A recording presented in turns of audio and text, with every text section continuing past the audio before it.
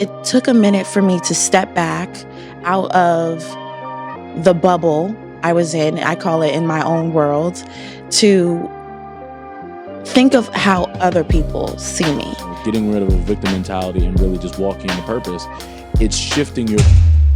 Welcome everybody to the Dream Lifestyle Podcast, your place to build your faith and master your craft. In this conversation, we're going to be talking about how to stop being a victim and step into your purpose, because you have a purpose and it's time that you start walking in it. And to have this conversation, I have my lovely sister, Dianna Estelle, here with me.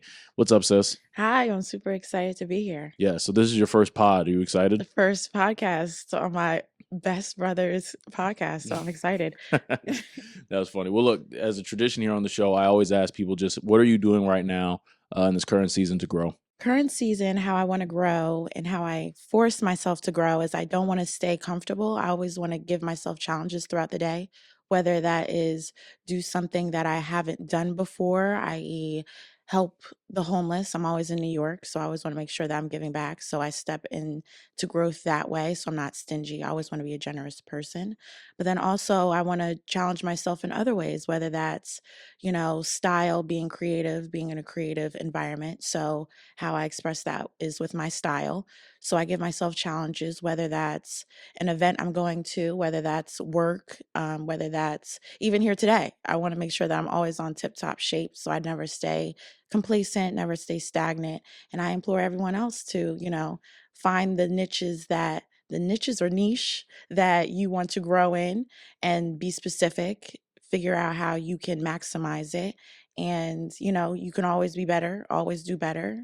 And you have to challenge yourself that way. So yeah, that's good. I think one of the things that's really good about your answer is the fact that challenging yourself is very important, because I do think there's an element of that where you're not so much focused on circumstance. You can challenge yourself regardless of what your circumstance is. Absolutely. And in that, it's important where we're talking about eliminating that victim mentality. How do you, well, let's actually back up. Let's lay foundation to the conversation. Let's do it. I love foundation. When we're talking about a victim mentality, how would you describe a victim mentality? A victim mentality is very much, woe, it's me. Everyone is out to get me. Everyone has this judgment of me. It's a very offensive mentality. And I can't say that I haven't been in that position of a woe, it's me mentality. Like I have felt where I felt the world was out to get me. And I think that is very victim like. And you don't have to stay that way. I know that, people can be very self-serving or very self-aware is what I want to call it, because I am very self-aware. But there's positives and negatives, and we're going to get into that later, that I'm super excited to get about. But you stay in this negative realm and you don't want to get out of it, and you think everyone else sees you in a negative light. I think that's important, because you are talking about like how other people perceive you, how other people handle you, or at least how you think other people are handling you. And I honestly think, and I know you said that, because self-awareness is absolutely a part of it, but I do think there's a lot of people who they don't know that they're actually in that space. Yeah, right. It almost takes, whether it be a friend or family. Yeah, like it just takes someone else. Snap Someone you else out of it. Right. It takes someone from the outside looking in to be able to say, that's kind of not the case, or whatever it is, when we're talking about, feeling like the world is against you. And it's like, no, the person wasn't against you. You just did something wrong. Yeah. Like, in those types of ways where it's almost, a victim mentality. Most of the times that I've experienced it and seen it, it's almost like not wanting to deal with accountability, right? Not wanting to deal with, facing yourself. Your giant. Yeah. And I think that is really, and I think, and I like how you explained it, because that is what a victim mentality sounds like. It's what that's what it, again, that's what it feels like. That's what it sounds like. And that's what's rehearsed in someone's mind, where it's, someone's out to get me, or that's why it's always thinking someone has like some ulterior motive at any point to hurt you, to the point where, like, I just call it the blame game, where it's like, no matter what happens, someone is never, again, accountable. You're never held responsible for anything. Like, it's always somebody else's fault. why you weren't able to do whatever it is you're supposed to do. Mhm. I wasn't able to pay my bills because my boss, he shorted me this week on my Right. check, or whatever the Or case, I right? needed to go buy presents, or I needed to do X, Y, and Z for someone else, so I couldn't Yeah, like, handle my we just got business. past Christmas, so it's like, I wasn't able Yeah. to get everybody's Christmas gifts because everybody just asked for some crazy stuff all over So the place. why At would different, I? yeah, yeah, Yeah. yeah. So that really is like what it sounds like and what it looks like. And I know you mentioned that you had an experience with that. How did you identify that? Now I know we kind of touched on how it's possible for someone to identify it through other people, but for you, how did you identify it? It actually was me. I mean, of course, I went through life and people told me, it's not all about you, or it's not, the world doesn't revolve around you. I heard it a lot, but I think you also have to have that inner switch to say, this is absolutely ridiculous. I don't want to stay in the place of offense. I don't want to go around thinking that other people think that I am this wicked, selfish person of some sort. It may not be wicked. It may just be like, wow, she's really just only thinking about herself. So it took a minute for me to step back out of the bubble I was in. I call it in my own world, to think of how other people see me and how other people would want to interact with me. Because if I'm staying in this downward motion, or if I'm staying in this unhappy place, what do I gain from it? Right. So that's where it steps back into the first question you asked me: how am I being intentional to grow? That is where I saw myself growing, because I was so full of it. So, yes, instead of taking the outward approach of how people tell me, or when people tell me, you're so in your own world, Dianna, how can you be better, to where people don't always say that to you? Right. And I think it's a pivotal point in my life, I Mm. will say, to branch out, you know, Yeah. tap into other people. Yeah, well, that's good because I'd kind of describe that as just looking at life objectively and not subjectively. Mm, Because I do think a lot of times when people look at things subjectively, it is very selfish, it where is. it's everything is me, me, me, me, me. And sometimes it's intentional, other times it's not. Sometimes rooted in trauma, other times rooted in just bad experiences, whatever you want to call it. But I do think a lot of times the best way to think and approach life, Mm, even more specifically than that, handle others, is to just think objectively. yes. Meaning, okay, if I were telling, if somebody were I'll say it like this: if I have 10 people telling me that I'm selfish, all 10 people can't be wrong. There has to be some truth in it. Yeah, There like has there to has to be be a some, like, there's sprinkle no of reason why I have 10 10 people people who, collectively. yeah, who are ranged in different backgrounds, thought processes, perspectives, and everything, and they're all saying the same Same thing. Like there thing. has to be a level, like why are There's a people, connection. yeah, there has to be some level of connection there. And I think that is, um, I know for me, what helped me kind of take the next step in my own personal development, where it was just thinking about life very objectively. Mm, Like whether it's me, whether it's Joe Schmo up the street, whether it's anybody, like with this being the situation, what's right, what's wrong, what's selfish, what's not, and just kind of handling it. what's helping, what's not helping? Right. How do I move the agenda forward? Mm-hmm. So I think that's a good perspective to have when you're stuck in a mindset of woe, doom and gloom. How do I move the agenda Yeah, forward? because I also, you said it earlier that you found yourself just always unhappy. Like Unhappy. that, I think, is just another sign of like, yes, life has its challenges, life My has its goodness. stuff to do, and there's always something to pursue and something Always. to else to come.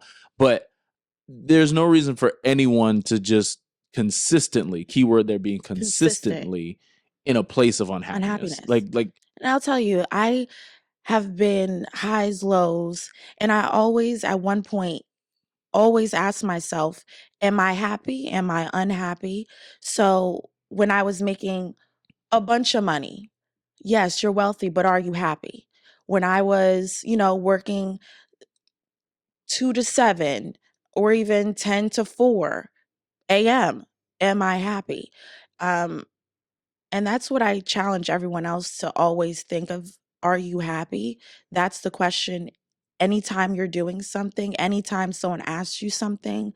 And it's not just, you can think of are you happy when someone else asks you something as a selfish thing as well, I suppose. But you want to be happy doing things for other people, right? Right. You don't want to just do it because you have to, or do it because you, this is just something I must do, because are you going to do it at your best ability Mm-hmm. if you're not absolutely happy doing it? So you have to change your posture within to say happiness is a choice. Happiness is something that I can exude, whether my circumstances, whether I had to get 6 kids up ready in the morning and they gave me absolute grief doing it, but do I walk outside of my house without my 6 kids to continue, you know, doing for others, helping the agenda? So it is happiness. You Yeah, must be happy no matter your circumstances, and that's a choice it to is. decide. And I think that's the portion of it that's where we're talking about purpose, Mm, because a lot of times, like I tell people all the time, your purpose has to be pursued. It's yeah. not something that just falls in your lap. It's not something that you just wake up one morning knowing exactly what your purpose is. Like Oh it's my something that you goodness. have to really, Work quote unquote, on. work towards and just throw stuff at the wall and just See what see. sticks. Yeah, because I know for me in my experience, when I knew I had a purpose, couldn't really define it at the time, the best I could do was helping people. Like I Yeah. know I'm here to help people. That's the best I got. Amen. And Right. you're really good at Uh, helping people, I I will say. I try. And also, I think Trev has always been a helping person because I feel like it did make him happy. I Oh think yeah. before you stepped into your purpose, I think you did know how to help people in happiness and not help people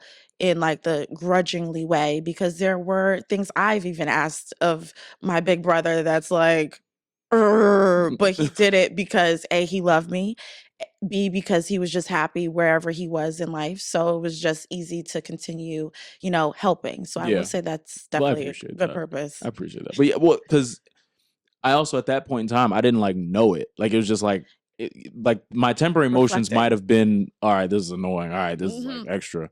But at the end of the day, like it didn't take away from like my happiness. Like Right. I didn't look at my life as like, oh my God, like I Uh, gotta do all this stuff. Like where it's like I'm human, where I'm like, all right, I'm not trying to just be of doing stuff for course. everybody every step of the way. Of but course. We are all but human. but to your point, like I still kept my level of internal happiness. Like I Hmm. still, again, at that point, it was just, oh, I'm just happy. Like, I mean, it doesn't hurt me to help anybody.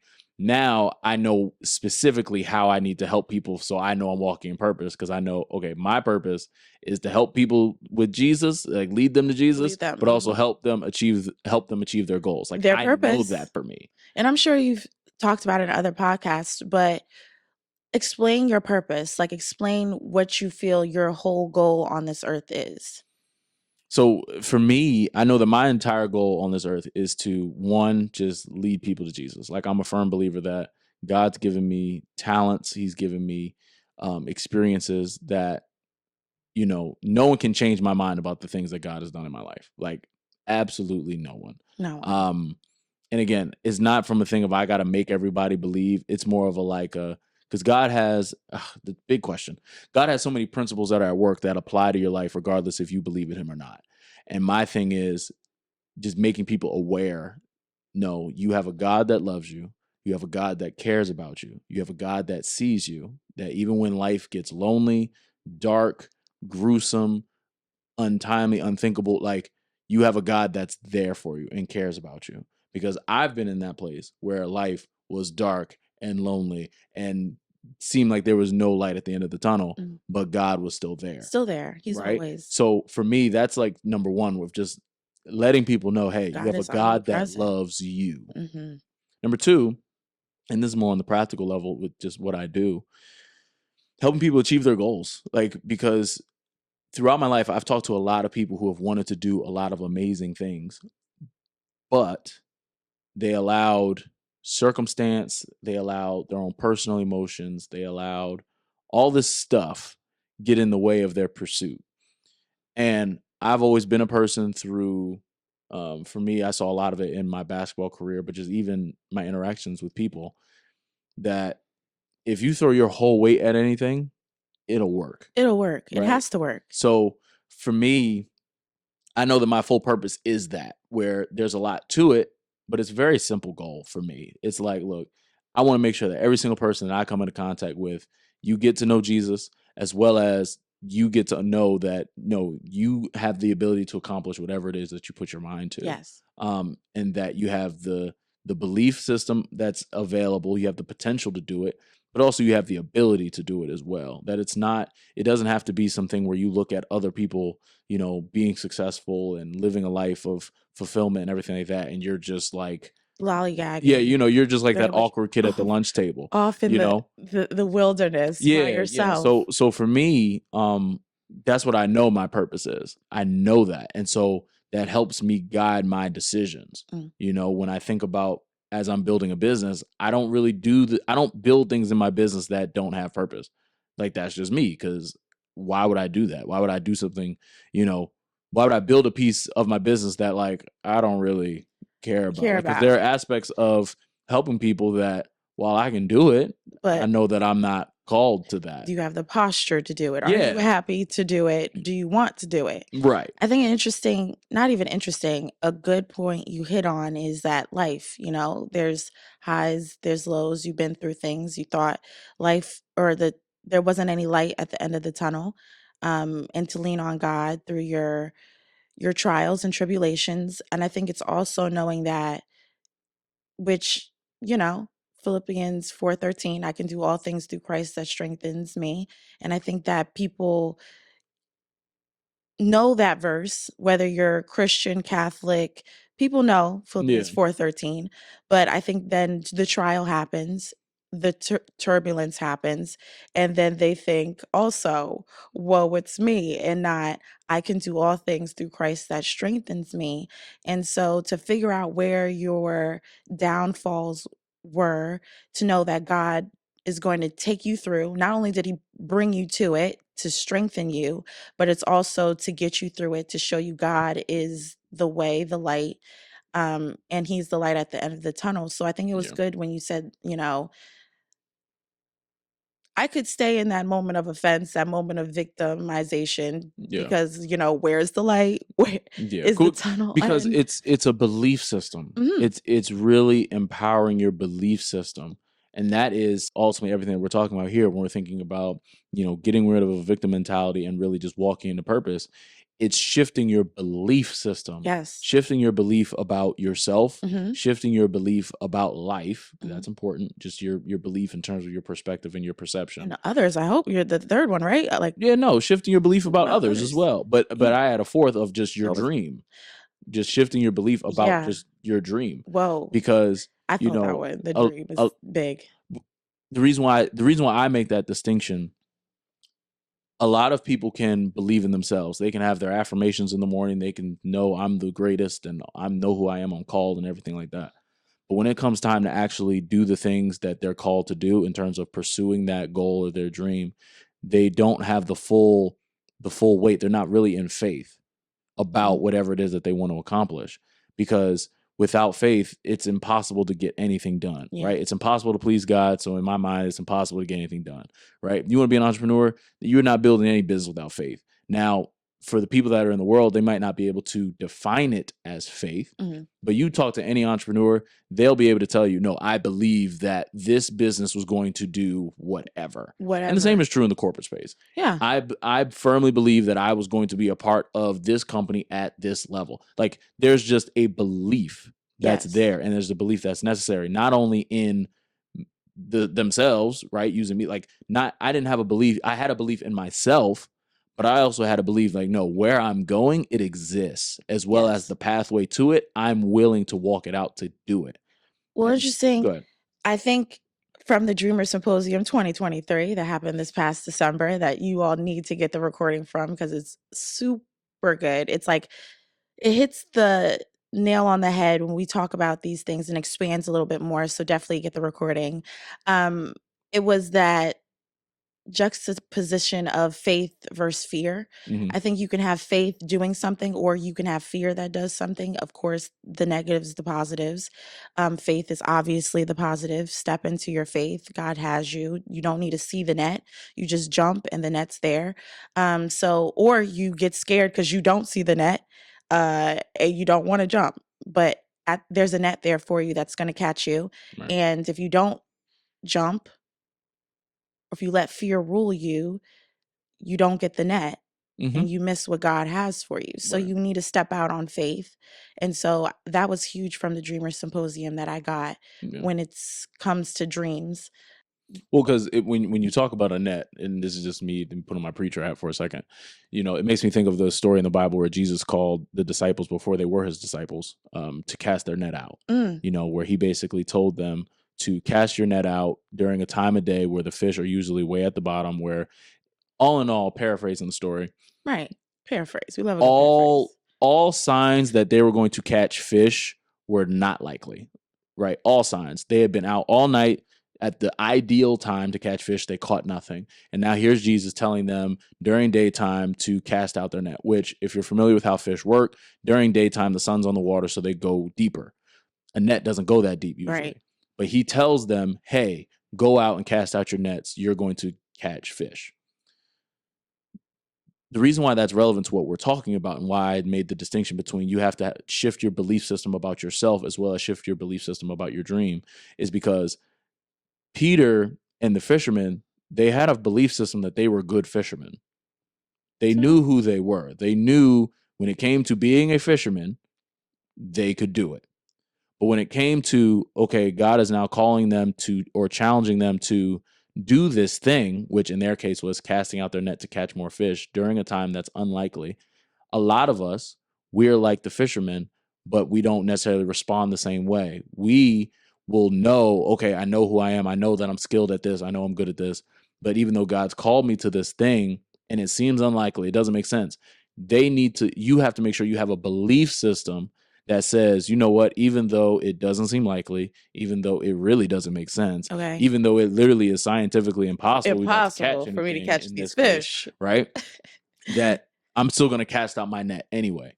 And as the story goes, if you're familiar with it, they basically cast out their net during this time where it seems totally unlikely, and they catch more fish than they would have ever, so much so to the point where their nets broke and they had to get a whole nother boat out there. And I tell that story because to me, that tells me, okay, I need to not only have a great belief system about me, but I also need to make sure I have a good belief system about whatever it is that God's calling me to do. That I'm not just like, this isn't just a thing that may happen where like, no, I need to believe with certainty that this is going to happen. A real life example for me with the Symposium, and I said it there, but I'll say it here. When God told me 80 people, that did not seem likely, didn't like made no sense at all. It made no sense. But I made sure that my belief system of myself was in place. Okay, Javon, you can get 80 people in a room. And boy, did he get more than 80 people in that room. I mean, this place was packed. It was packed, but there was also, again, that second half piece where it was like, no, I have to believe that 80 people are going to come to this room. Absolutely. Not only do I believe I can be the person that get 80 people, I need to believe and be an expectation. No, there's going to be 80 people in this room. And that was where then I was able to really walk in the purpose of everything that the Symposium was supposed to be. And that's just a real life example of it, of everything that we're talking about, really. And if we get back into like the context of being a victim, you could have stayed in a victim like, whoa, God, how am I going to have 80 people in this room? Whoa, God, where are 80 people going to come from? But I think it's a choice. Once again, it's a decision to stay in the position of being a victim because you didn't know how, but that faith to keep going, to make an amazing event. There were more than 80 people there. And I applaud you because you could have stopped, you could have shaken, you could have been in fear to say like, oh, I don't know. How am I going to get 80 people to, where were we, Virginia? Like Falls Church next to Tight. Like, how? But it's like, the thing is, and you spoke about it earlier, how kind of that dichotomy between faith and fear. fear is not going anywhere. No. And too often people think that they have to live a life or think in a way where, It's okay, a drive. I'm fearless. No, it's, to your point, it's a choice. Mm-hmm. It's a choice to say, despite fear being here and being present, I'm still going to move forward. Despite things not, quote unquote, going my way or being ideal, I'm going to move forward anyway. And that's the purpose piece that we talked about, where it's like, I'm very clear on, again, we talked about what my purpose is earlier, but just I'm very clear on what it is. And I'm very clear on how the event, the symposium, adds to that. I'm very clear on that. So when it came time for me to face the fear and face the obstacles and face the opportunities where I could have, blame game, shoulda, coulda, woulda, that should have been this, would have been Shattered out. that. I was so clear on my purpose that it didn't matter. Where it was like, listen, this thing is moving forward regardless. Right. And yeah, and so I think with everything that we're talking about, right, we're talking about, one, just identifying what a victim mentality is, like understanding that if you find yourself unhappy, if you find consistently unhappy, if you find yourself always playing a blame game and never really taking responsibility, find yourself, being selfish about the way in which you handle others, the way in which you handle life. And handle yourself. You have to be nice to yourself. Be generous, Yes. Just as much as you're out in the world being generous and truthful and have your way and, please others, you have to please yourself as well. But others has to come before you in order to be purposeful. Yeah, I agree, because your purpose is going to serve other people, and that's the whole point, right? And so alongside that, those call them identifiers of a victim mentality, you're then able to start walking into purpose. You're then able to start at least pursuing purpose in any way that you can. So that's really good. I appreciate that. Yeah. I feel like when you step in your purpose, you step into your glory, you step closer to God, because He has something for everybody in here. Absolutely. Well, look, I hope that you guys got some value out of this conversation, because we certainly had a blast having it. Yes. Be sure to share this episode with somebody who you think may be in a tough spot, who may be dealing with a victim mindset, and you want to help them get out of it. Because again, this episode can change somebody's life. So I encourage you to share it. As you prepare for next week's episode, go check out some past episodes, and always remember, your dream is possible as long as you are willing to work for it. We'll see you next week.